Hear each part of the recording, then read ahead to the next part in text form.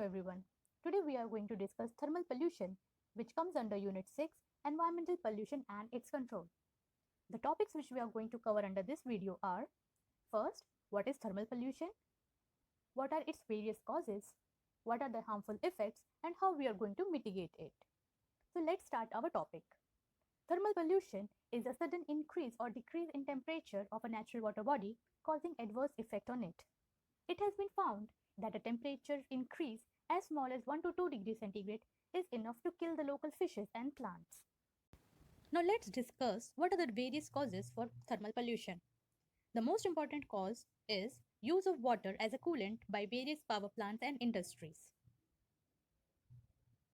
A coolant is typically a liquid or a gas which is used to reduce the temperature in power plants.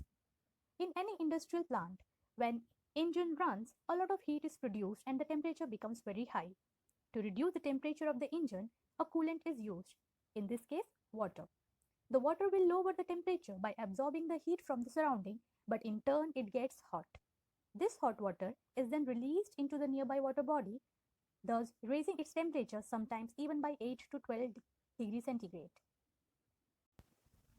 Among the various industries, nuclear power plants are the most important cause for thermal pollution as they require 30 to 80% more water. Hence, if you would have observed in India, most of the power plant they are situated near a water body. The next cause for thermal pollution is domestic effluent. Now, according to a study done by Clean Water Organization in 2019, 77% of sewage remains untreated and is dumped in nearby water body, thus polluting 3/4 of our country's water resource. This untreated waste has unutilized heat trapped inside, which causes thermal pollution. The next cause is deforestation. Deforestation is the removal of forest for any type of land usage. Forest provides shades and blocks the sunlight from falling directly onto the water body. When deforestation takes place, these water bodies are exposed to sunlight. Thus, they absorb more solar heat and their temperature becomes high, causing thermal pollution. The fourth cause is the natural cause. Natural geothermal activities like volcanic eruptions with the lava directly flowing into the water causes a sudden increase in the water temperature. This causes thermal pollution. The next cause is soil erosion. Soil erosion causes the top layer of the soil to erode and these eroded particles get washed away into the nearby water body. As they get deposited, the level of the water rises, due to which the water gets exposed directly to the sunlight.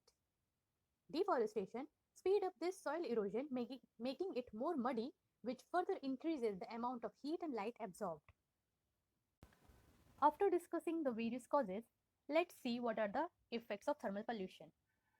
The first is reduction in dissolved oxygen level. Oxygen, like in the air, is equally essential for aquatic life. Oxygen from the air mixes with the water to form what is called as dissolved oxygen. However, the ability of the oxygen to dissolve it reduces as the temperature of the water increases. Now in the graph we can see the temperature is on the y-axis and the concentration of oxygen is plotted on the x-axis. Now as the temperature is increasing, the ability of the oxygen to dissolve is getting decreasing.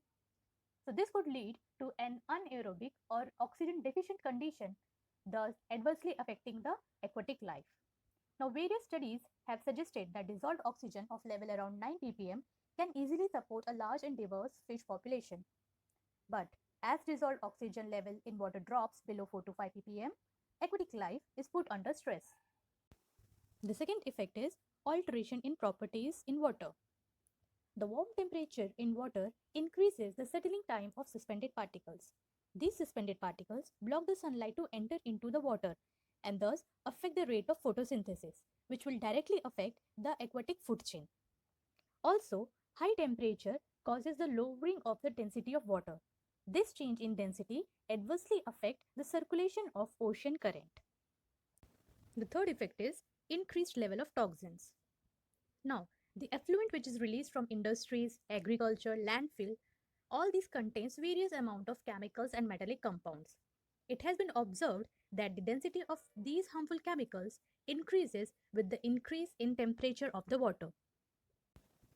Next effect is loss of aquatic biodiversity. Under this first is thermal shock.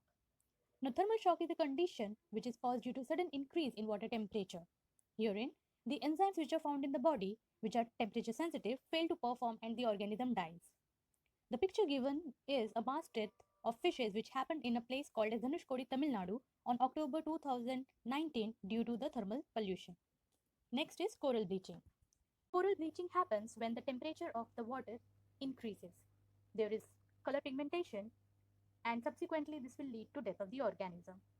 As coral provide nursery to various aquatic life, their death causes decrease in the population of organism. Next is algal bloom. It has been observed that increase in water temperature contribute to increase in the population of algae. This is called as algal bloom. An explosive growth of algae can produce toxins which is harmful to other organisms. Hence, it is also associated with large-scale marine death events. Next is unnatural migration in animal. Owing to the unfavorable condition caused due to change in temperature, unnatural migration happens, due to which many of the animals lose their food resource. Hence, the food chain or the aquatic food chain gets disturbed. Next is ecological impact. Natural reproductive cycles of aquatic animals gets affected. It has also been observed that premature hatching and deformations are found in newborn. As the temperature of the water increases, metabolism of aquatic animals also increases, which create extra burden on the ecosystem. Aquatic species that are able to adapt to the warmer temperature will flourish while the other will migrate or die.